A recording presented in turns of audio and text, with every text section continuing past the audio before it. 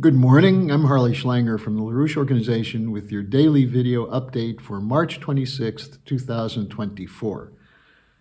There were some very interesting comments from Hungary's President Vtktor Orban after the recently concluded European Union summit, where there was an extensive discussion of the President Macron's proposal to put NATO boots on the ground in Ukraine.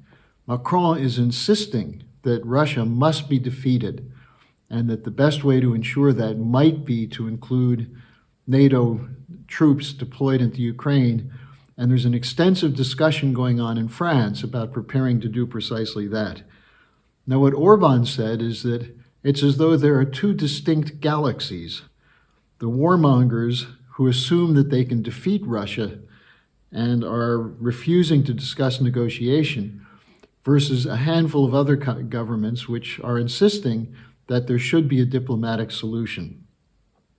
What Orban said is that if the European Union continues to tolerate this kind of discussion, it's clear to say that the world is heading toward nuclear war.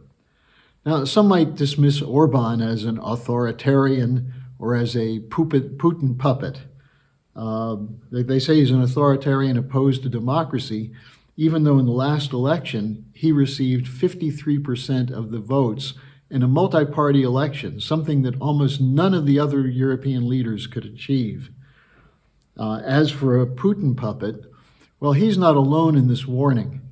And it's important that people realize that there's a growing sentiment against the war hawks and the warmongers, and that it's essential now that those who oppose these crazed representatives of the military-industrial financial complex must speak out aggressively and often. Now, we'll start with a memo produced by the Veteran Intelligence Professionals for Sanity, the VIPs, which is essentially Americans who are veterans of war and of the intelligence community.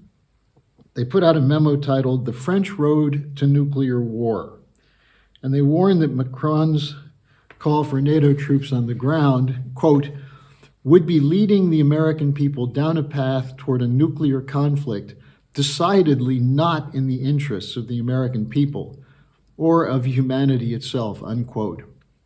VIPs includes people such as Ray McGovern, Bill Binney, a number of leading officials who have been quite outspoken in their opposition to war, but now are seeing this as a life and death situation for life on the planet.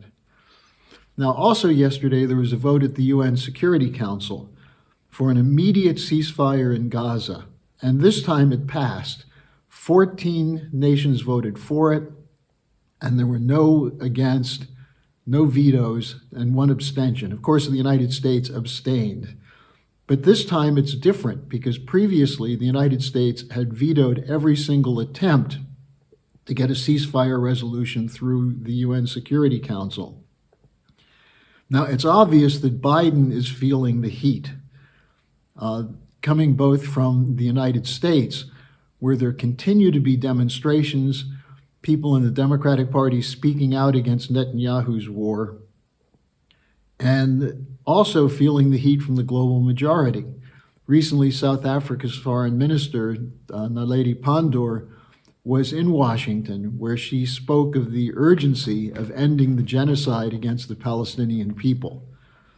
Now, the important thing here is that the U.S. was being exposed as a hypocritical fraud for its promotion of a so-called rules-based order, while supporting attacks by the Israelis against Palestinians in Gaza, which violate international rules of war and which also go against the principles of the United Nations, which have passed resolutions calling for an independent Palestinian state and an end to Israeli occupation.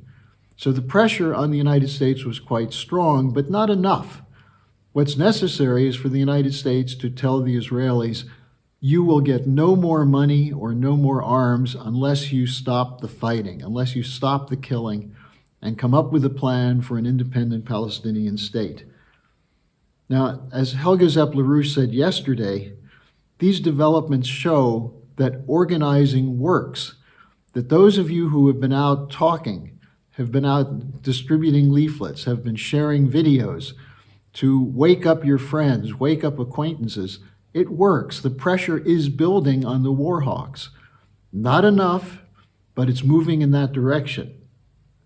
Now, at the same time, the pressure from the other side is growing, and it appears to be effectively targeting House Speaker Mike Johnson. Now, Johnson has been responsible working with Republicans to block Biden's Ukraine aid package, the $60 billion that Biden wants to give to the Ukrainian kleptocrats and the military to continue the proxy war against Russia. Now, the pressure on Johnson is to get him to pass this, to stop the blockage. It's clear most Democrats are backing Biden in support of this bill, but there are also a lot of Republicans who support it.